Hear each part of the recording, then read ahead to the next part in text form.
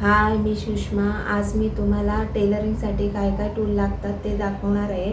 आणि जे नवीन आहेत, बिगिनर आहेत, त्यांच्यासाठी जेव्हाच त्यांनी नवीन स्टार्ट केलं असेल शिवण क्लासेस, तर त्यांना पहिल्यांदा कुठले टूल लागणार आहेत आणि पुढे कोणते टूल लागू शकतात ते पण सांगणार आहे. आणि जरामध्ये कुठलेही टूल आले ते पण मी सांगणार आहे. तर व्हिडिओ बघत राहा. स्टार्टिंगमध्ये क्लास जेव्हा तुम्ही जॉईन करता किंवा सुरू करता, तेव्हा तुम्हाला ह्या ज्या गोष्टी आहेत त्या मोस्ट इम्पॉर्टंट आहेत. ह्या वस्तूंशिवाय क्लास सुरूच होत नाही. तर हे बघा, दोरा, ब्लॅक अँड व्हाईट दोरा महत्त्वाचा आहे.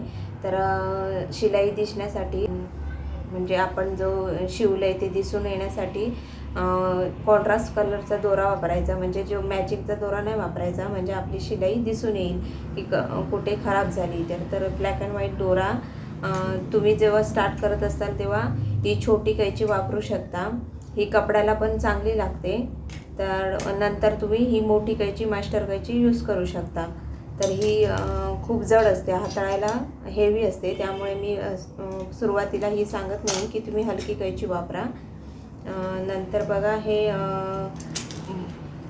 बॉबिन आहे, तर ह्या रिंग लागतात. कलरफुल दोरे पण लागतात नंतर. तर हे टूल, हे बघा, ओपनर टूल म्हणतात. आपली शिलाई चुकल्यानंतर ह्याने उसवण्यासाठी, शिकताना चुकणारच आहे, तर ह्याने उसवण्यासाठी ह्याचा उपयोग होतो. हा कटर, ह्याला कटर म्हणतात. मशीनवर जेव्हा असतो आपण तेव्हा वरती ही मोठी कैची घेऊन बसायचं नाही, कारण पडली तर त्याची धार जाते, म्हणून हा छोटा कटर घेऊन वर स्टिच करताना बसायचं. तर ह्या दोरा कट करण्यासाठी पण ह्याचा उपयोग होतो. आणि जर तुम्ही डिझाईनचे गळे बनवले आणि कॅनव्हास लावले आतमध्ये, तर ते कॅनव्हास ला खाचा करण्यासाठी अर्ध्या इंचावर जे आकार जो केलेला असतो त्याला कट करण्यासाठी पण याचा उपयोग होतो. याने कपडा पण तसा कट होतो, पण हा खास दोरा कट करण्यासाठी याचा वापर करतात. आणि मेजर टेप खूप महत्त्वाची आहे. मेजर टेप बघा, इथे जे स्टील, ज्या नवीन शिकतात त्यांना वाटतं की हे स्टील लावले तिथून मेजर टेप नाही आहे तिथून. तर ती स्टार्टपासून इथूनच स्टार्ट होते, जिथं हे स्टील लागले ना तिथूनच त्याची सुरुवात होते. तर हा 1 इंच, नंतर 2 इंच, 3 इंच अशी सुरू होते. ही बघा, इंच पूर्ण आपली ह्या साईडला इंच असतात, तर दुसऱ्या साईडला इंच आणि सेमी असतात. तर ही इंच 57पर्यंत आहे. आणि जिथून इंच येईल त्याच्या अपोजिट साईडला दुसऱ्या बाजूने इंच पण असतात. ह्या साईडला इंच असतात आणि ह्या साईडला सेमी असतात आणि दुसऱ्या पट्टीच्या इंच असतात. तर हे 1 इंच सेमी इंचवर असतं. ह्या साईडला वेगळे नंबर असतात आणि ह्या साईडला सेमीचे नंबर असतात. जे आपल्या स्केलवर असतात तेच नंबर असतात. जेव्हा आपण बाजारामध्ये अस्तर विकत आणायला जातो तेव्हा हे 80 सेंटीमीटर 70 सेंटीमीटर घेतो, तेव्हा ह्या साईडने मोजलं जातं. ते ह्या पट्टीचा उपयोग केला जातो. आणि ही पट्टी पूर्ण मेजर टेप 1.5 मीटरची असते. तर 1 मीटर म्हणजे 100 सेमीवर आलं म्हणजे 1 मीटर होतं. आणि हे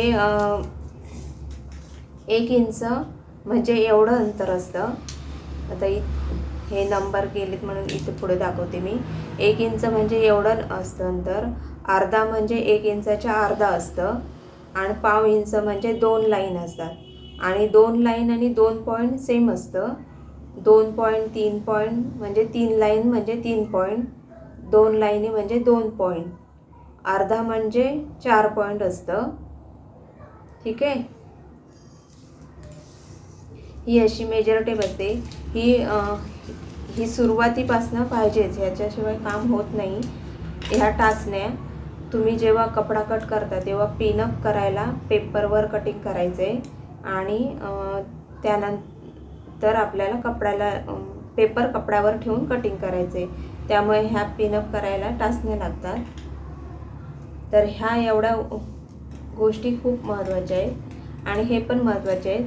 या सुया आहेत, ह्यामध्ये वेगवेगळ्या साईजच्या सुया असतात, हात शिलाईच्या वगैरे, तर ह्या सुया लागतात. मग ह्या ज्या वस्तू आहेत तुम्ही म्हणजे मी हे काही यूज करत नाही, मी दाखवण्यासाठी, याची माहिती देण्यासाठी हे दाखवते आहे. अजून एक महत्त्वाचं आहे, हे प्रॅक्टिकल नोटबुक. याच्यामध्ये बघा असं एक पेज कोरं असतं आणि एक पेज लायनिंगचं असतं. एक पेज कोरं असतं, त्याच्यामध्ये आपल्याला आकृत्या काढायच्या असतात, आणि एक पेज लायनिंगचं असतं, त्यामध्ये माहिती लिहायची असते. अशी प्रॅक्टिकल नोटबुक असते, ही पण महत्त्वाची आहे. आता हे इलॅस्टिक आहे, हे मग नंतर लागतं तुम्हाला, जेव्हा इलॅस्टिकचा पॅन्ट बनवली किंवा स्कर्ट बनवला तर त्याचा उपयोग होतो. हे 2 प्रकारचे फूट आहेत. तर हे हा 1 साईडचा आहे, तर ह्याचा उपयोग आपण गोट बनवण्यासाठी होतो, किंवा आपली जी लेस आहे ना त्याला जर मणी असतील तर ह्याचा उपयोग होतो. आणि हा नॉर्मली असतोच मशीनला, हे लागतं. ही जी रिंग आहे, ह्या रिंगचा उपयोग हा शिलाईसाठी केला जातो. पेन, हे एक टूल आहे, तर याने सुईमध्ये धागा घालण्यासाठी होतो. एक स्टिक आहे, फॅब्रिक स्टिक आहे. ह्याला जे आपलं मार्बलमध्ये फॅब्रिक येतं ते ओढलं जातं थोडंफार आणि हलतं, तर ते स्टिक करण्यासाठी ह्याचा कपड्यावर आणि अस्तर आणि कपडा स्टिक करण्यासाठी ह्याचा उपयोग होतो. ही एक स्केल आहे, स्केल लागते.